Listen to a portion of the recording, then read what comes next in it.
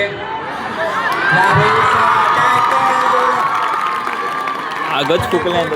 तर नमस्कार मंडळी, मी पियू आणि तुमचा परत एकदा आपल्या मालवणी मिनी ब्लॉग आणि मालवणी पोर ह्या युट्यूब चॅनलवर स्वागत करतोय. रोज रोज ना हे टीव्हीवरचे मॅची बघून ना तुमच्या भावा गेलेलो होतो आज कंटाळो, म्हणून तुमच्या भावानं असा ठरवलं की आज टीव्हीवरची मॅच नाही तर आज आपण स्वतः लाईव्ह जाऊन कबड्डीची मॅच बघायची. त्या कारणाने मी जाऊन पोहोचलोय तो आपल्या ऋतिक भावाच्या घराकडे. हय येताच आपण ऋतिक भावाची झेडएक्स टेनर काढली बाहेर आणि येऊन पोहोचला होते कबड्डीचे मॅच होते. आम्ही हय इल्यावर निघतीच मॅच सुरू झाली, त्याच्या कारणाने आमका मॅचीचा आनंद पहिल्यापासूनच घेऊक मिळणार होतो आणि ह्यो मॅचीचा आनंद आता तुम्ही पण घ्यावा. धमाल धमाल मैदानामध्ये पाहायला मिळते.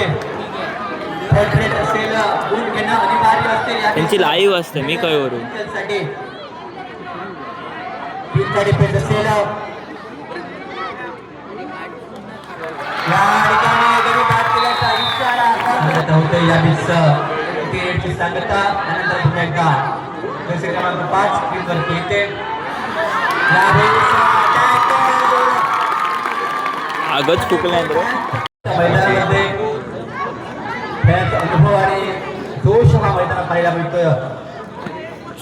पहिल्या काही मिनिटात विचारलं